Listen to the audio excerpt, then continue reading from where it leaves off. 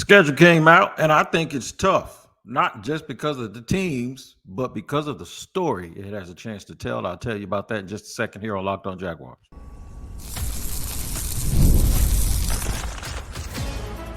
You are Locked On Jaguars, your daily Jacksonville Jaguars podcast.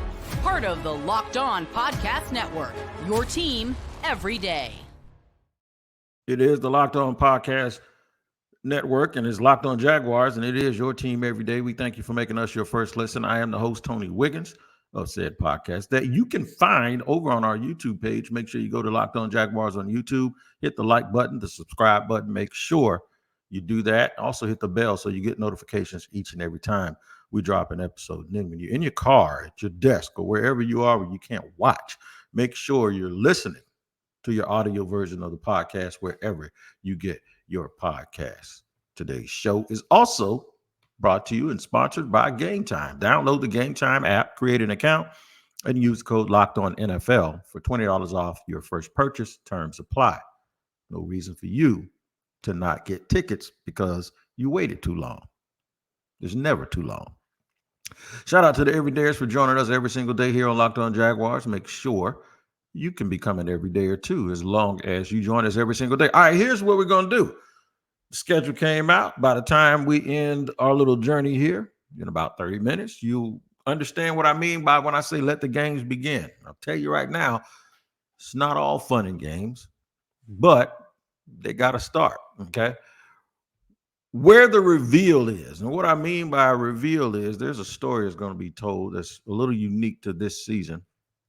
Right smack in the middle of the show, I'm going to tell you exactly what the schedule revealed to me, and is what it's going to reveal to you at some point during this season. And finally, the schedule order is tough, in my opinion, and I'll tell you exactly why.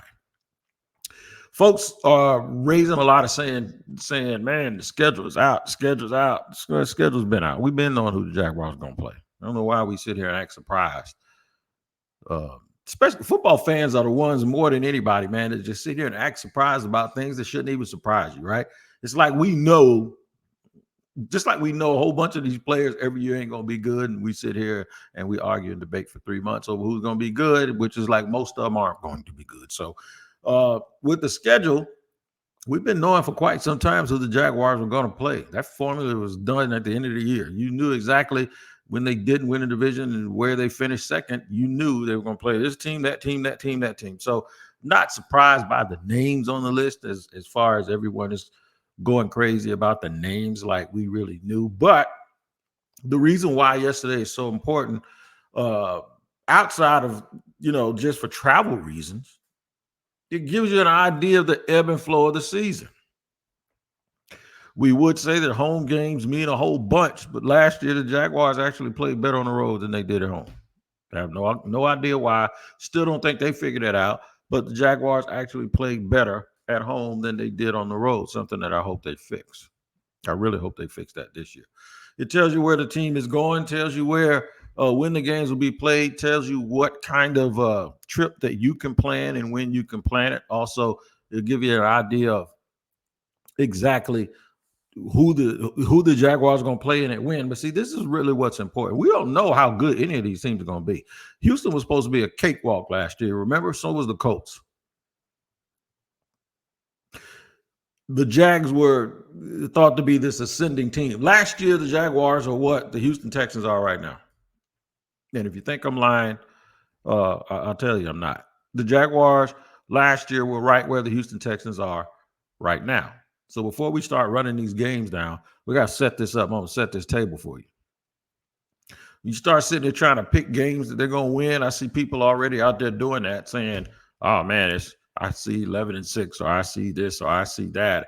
I can't do that as of yet, and it's because I'm a little bit different when it comes to that. Now, granted, I understand the content side of it, where it's nice to do that stuff because fans want to do it. At some point, I might participate in it.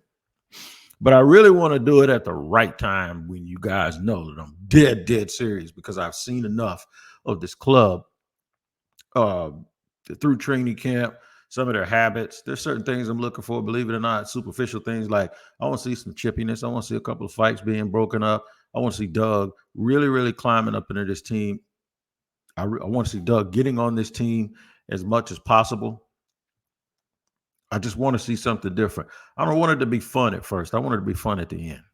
I want it to be hard at first. I want it to be competitive at first. So I'm going to start naming the names, but here's what I'm going to do. I'm going to tell you how where the potholes and pitfalls of this schedule are. And really, I went over it over and over again, man. And there's an ebb and a flow to this year's schedule that's going to blow your mind if you really pay attention to it. It really is. The other thing that's a little bit different with this this schedule and this team, how they start and how they finish. Remember, 2 years ago, they started off really, really slow, and then they finished strong. And then last year, they started off really, really fast, record-wise, even though they weren't playing well. And then they had the reveal game in week 12, or was it week 13? Whenever they played the 49ers, they were 8-3. That's when the reveal came. That's when they showed you who they really were.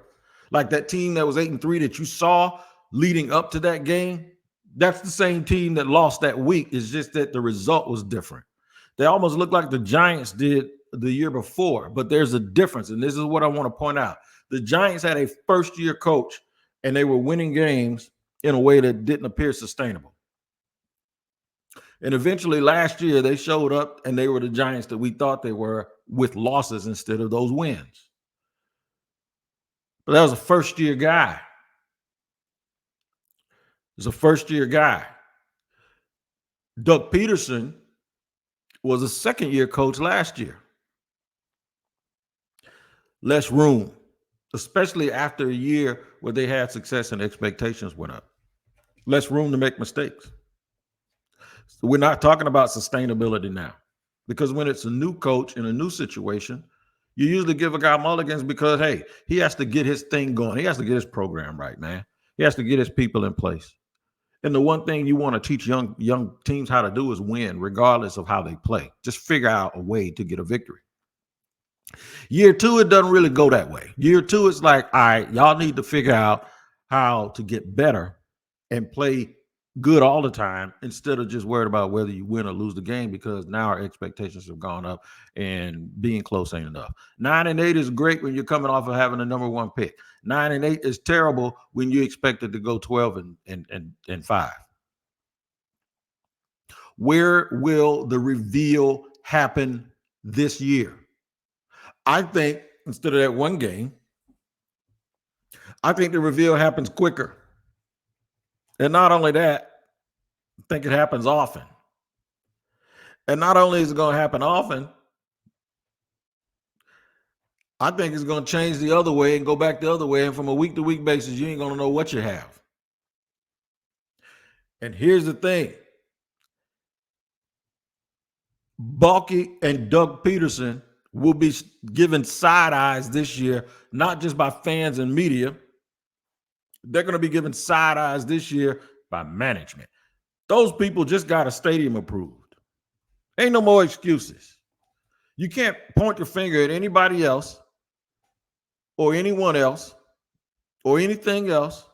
This team this year in 2024 will totally have the fingerprints of two people, and that would be Trent Baalke and Doug Peterson. If you want to say Trevor Lawrence too, but I ain't talking about him right now. So now everything that's going to be done is going to be done with a watchful eye. The all-seeing eye is really, really going. So with that attention and that microscope, guess what's going to happen?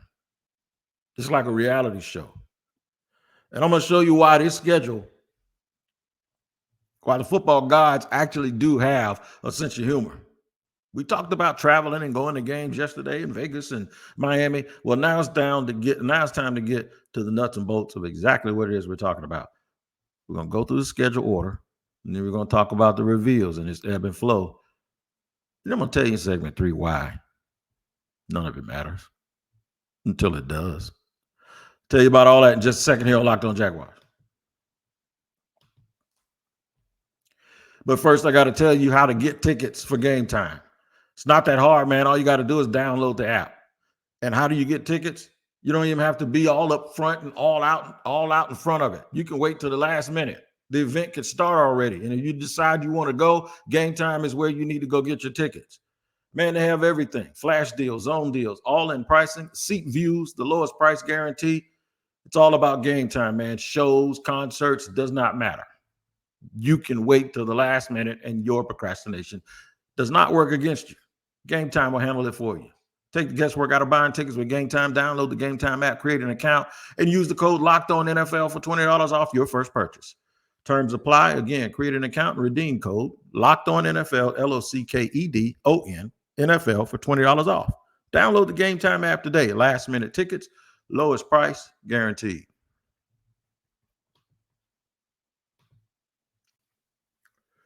Segment number 2 here, Locked On Jaguars. We're at your team every day. We thank you for making us your first listen. We are going to now go through some schedule. I'll go ahead and name the preseason games for you. 1, 2, and 3, KC, Tampa, and Atlanta. By halftime of the first game against KC on August 10th, y'all will be ready for the regular season to start. I already know it. All you wanted the regular season to do is to come and nobody get hurt and leave. That's it. September 8th, the opener at Miami. Here's the story it's going to tell right from the very beginning because everybody's going to overreact to everything. It's not going to be like a regular week one. This is going to be like a college football week one because now the eye of scrutiny is going to be on the GM, on the coach, on the quarterback, everybody else. Here's where the Jags get a chance to either get off to a real good start or skeptical. A loss will mean it would be way worse than a win at this point. It will be. Because they're going to play a team that's going to challenge every single thing that they thought that they fixed this offseason. The DBs are going to be challenged. The pass rush is going to be challenged. Miami going to throw the ball. Are they fast and athletic enough and physical? If they're not physical, Miami has a track team. If they can't tackle well, Miami has a track team. And they have a whole bunch of dudes that know how to make people miss. Between all 3 receivers, like 3 running backs, and they just got another running back in the draft, in the kicking game as well. And Devin A-Chain is perfect for their new kickoff rule also. This game is going to be hot. It's going to be a season opener. Jalen Ramsey is going to be. I'm telling you right now, the Jaguars cannot let all of their worst nightmares happen in this game. It's going to tell you a story. It's going to tell you initially whether the things that the Jaguars really, really needed to fix, if they really got fixed. Can they really move people enough to run a ball on a team that don't really like getting run on? All right, I told you going to tell a story. Week 2, here's the story. They get to come home.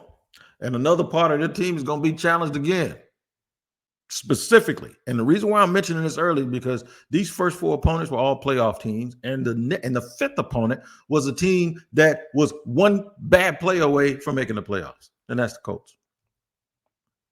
But the Jaguars would have still had to beat. No, actually, the Jaguars could have lost that last game, and the Colts would have went to the playoffs. That's right. Cleveland comes in here week 2. Myles Garrett, great player. Denzel Ward, can you beat press coverage? Cleveland has a really, really good offensive line as well, and they're very, very active, and they beat Jacksonville last year, and then we'll see what Deshaun Watson is working with those new receivers. They're going to challenge the parts of this team that the Jaguars were adamant about fixing. You want to get the ball downfield, you got to block Myles Garrett. The following week is a night game in Buffalo, 7:30. The following is a Monday night game. There you go. The Jags on a Monday night. Trevor Lawrence against Josh Allen. Josh Allen against Josh Allen. Gabe Davis against his old team. How this is going to be perceived is going to be how the first 2 weeks went, but the Jaguars should beat Buffalo. Buffalo is reloaded and retooled, man. They got to win that game on prime time, or you'll start hearing people chirp. I don't know what their record's going to be at this point, but I'm just telling you that so far, stories will be told. Now they're going to go to Houston. Can they do to Houston what other people did to Jacksonville last year? All those raised expectations. This is 3 of the first 4 games on the road also, by the way. So if there's one little story that could come out about this, what could come out is a tough schedule up front, man. You played 3 road games in your first 4, all against 4 playoff teams. Tua, Watson, Josh Allen, CJ Stroud. A lot of people think Watson don't belong in there, but I'm telling you, he does. So they're going to be challenged right away. They're going to be challenged right away by teams that had at least a modicum amount of success last year. Game 5, the Colts at home, their next home game. Once again, lining them side by side. Trevor Lawrence, Richardson. There you go. They're lining them up side by side. Here you go. What we got? Where are we with guarding those receivers? Can we block people?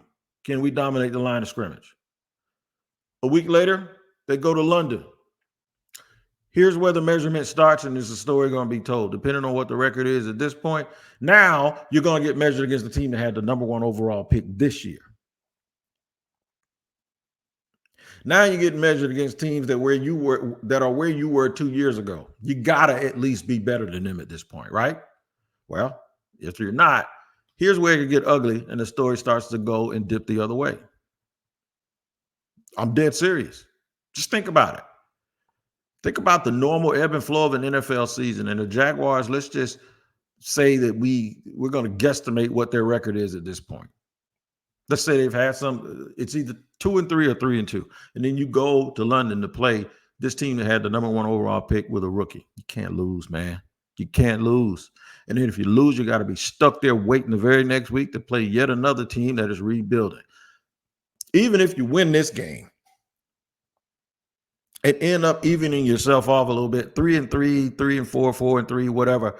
This is why the Jaguars better be off and running at this point, because I'm gonna tell you right now, if they are off and running and they're 5-2 or 6-1, people are gonna start thinking Super Bowl. If they're not, this game against New England means a whole bunch, because the following week they come back home and they play against Green Bay, and I think Green Bay has kind of turned the corner and have arrived, and they're going to present some problems for Jacksonville as well.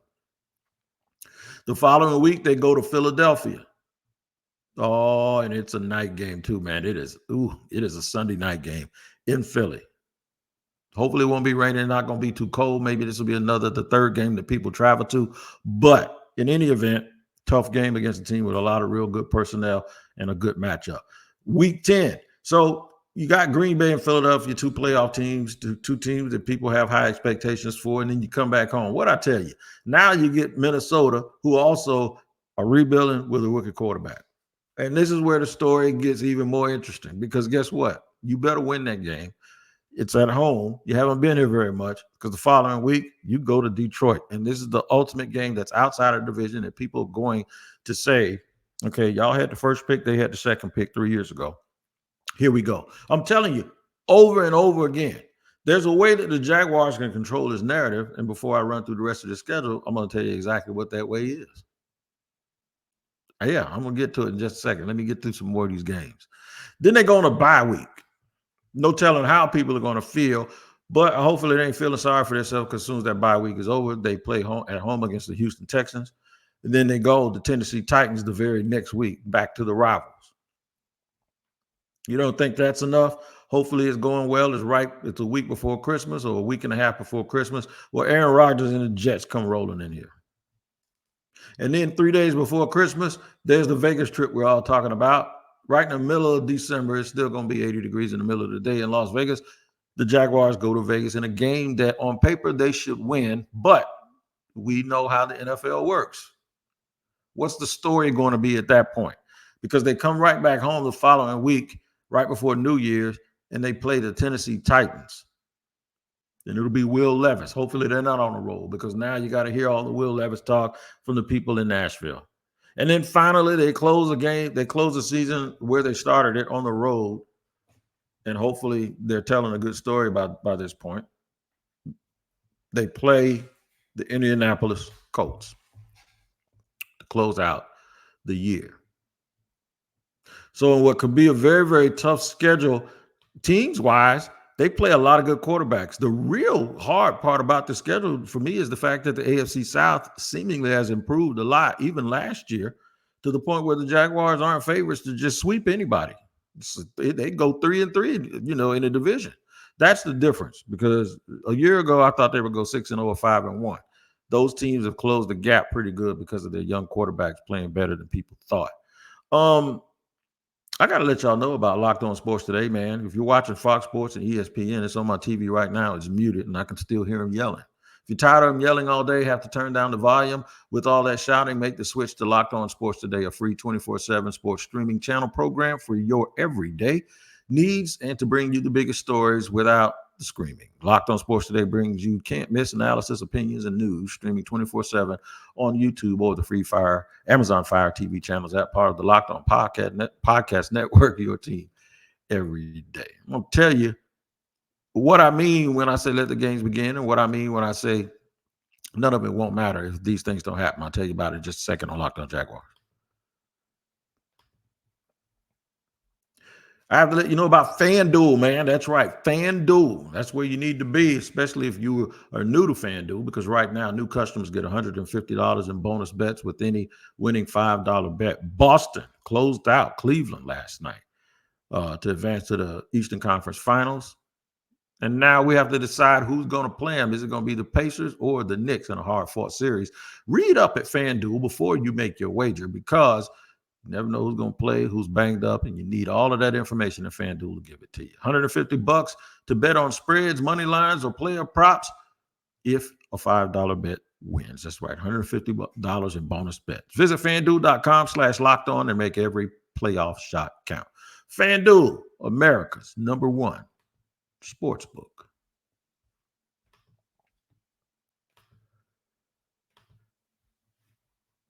All right, thank you for joining me here on Locked On Jaguars for a third and final segment. Your team every day. We thank you for making us your first listen. Let the games begin. I just went through a bunch of scenarios where there's an opportunity for an ebb and a flow. The Jaguars will play a contender, they'll play a rival, and then they'll play a game against a team that's rebuilding. And then they go on a road against the playoff teams with a lot of expectations.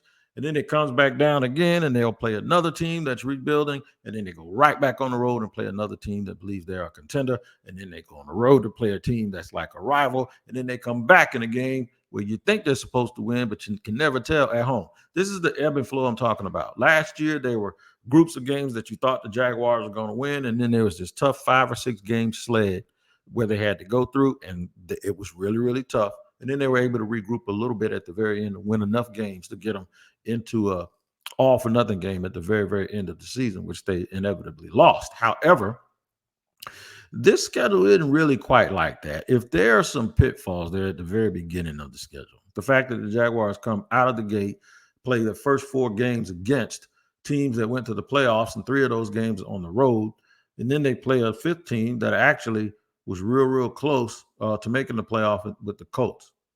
Then it takes a real crazy turn, because if that start isn't tough enough, the next 2 games are against teams that they should be favored to win, at least favored before the season starts, but they're both quirky because they're in London. Now, the Jaguars have a winning record in London, right? I think Caleb Williams will be the quarterback for the Bears. You don't know who the quarterback at this point is going to be, whether it's going to be Drake May or Jacoby Brissett for the Patriots. But those are 2 games that they should win. I wish they were playing 2 games that they should win in the United States, because 2 of them back-to-back that they should win. The formula in the NFL tells you they might not win both of them. Then here comes something else. 3 out of these next 4 are tough. You got the Packers at home, Philly on the road, home against Minnesota, which should be right now a winnable game, and then Detroit on the road. Here's the issue with the winnable game part of that. There's only one of those games that I think you can definitely say that the Jaguars should be favored. That's why they have to win it. The problem is it's right smack in the middle of a 4-game stretch against teams that will be very, very good from the NFC. And 2 of those games will be on the road. That's the ebb and the flow I keep talking about. Then you get a bye week, right? Just when you woo-saw a little bit, and let's just say the Jaguars, maybe they're killing it. Maybe the only thing that will kill the season right now at this point with 6 games left is after 11 games, if they're under 500 and it looks like there's no chance they're going to make the playoffs, well, that's when everything goes to you know what. If they're close, if with 6 games left, they're sitting there at 6-5, even 5-6 or 7-4, now you're looking at these games coming down the stretch and you're going, all right, who can they get? Because they got to get to 10. Let's just say they got to get to 10, right? And boy, if they're like 9-1 or 9-2 right at this point, if they're 9-2 right now, you're going, hey, we're good, right? Hopefully. They come off that bye, they play Houston at home. Then they played a rival on the road. Then they got the Jets at home. I think those are 3 tough physical games in the month of December. The Raiders are a very physical team. They play hard-nosed. That's a road game, a West Coast 4 o'clock game on the road, right? Just when you think game number 5, it comes back home against the Titans again, and then they finish it out. I don't know what – they got 2 division games to close the season. So now we're talking about this again. We're talking about that. You can't really get a grasp on this season until the Jaguars start playing games. And once they get that'll tell you more about it. But I'm telling you, there are some stories, and it's a little self-serving to me to tell you this, but I'm being honest too, because I'm a straight shooter. There will be stories to be told this year. They're either going to be great, somebody's going to get fired because they're not good, or it is going to be 17 or 18 weeks of ebb and flow that you are not going to believe. That's why I say let the games begin. All of that other stuff that we pay attention to, which is, it has been my off-season mantra to not point fingers at people that are no longer here. The further we get away from the beginning of the Balky and Peterson era, the less likely it is that there's somebody else to blame for anything that's going on with this team. I'm looking forward to this year. Their fingerprints and DNA are all over this club. And that's why I was so optimistic, because my thing is, if you're going to expect someone to do a certain job, well, at least give them time and give them the patience to get all of their resources and all of their things in order so that they can say, this is all us right here. Whatever happens, this is all us. And now they have gotten to that point. No more excuses. The stories will tell themselves this year. I don't know what it's going to be. I don't know if they're going to be real good. I don't think, if I had to bet, I don't think the Jaguars are going to be terrible, right? I think they're kind of physically past that part of it, where they're going to be like doormats. I don't think that ever going to happen, like right now. I think minimum they're a 500-ish team. And it's impossible to be a 500 team with 17 games unless you tie one. But you know what I mean. The bottom line is, I don't even know if they're 8-1, that's probably still not 500, because I think win percentage is what they go by, and that still would be less. But I still say this. This may be the most fun season, fun being the operative word, because of the way the schedule came out. There isn't a whole, like I saw my man Sam say, the Jag schedule is pretty easy. I disagree with that wholeheartedly. And I also think that there are no lulls in that schedule. There are no points in that schedule where you say they should win those 5 easy. There also aren't 4 games in a row where I go, I don't know if they're going to win those, but I will tell you this. There are 3 4-game stretches on this schedule where I go, ooh, that's going to be interesting. That's why I'm looking forward to the story being told for the rest of this year. Make sure, if you want to hear the story told accurately every day, follow Locked On.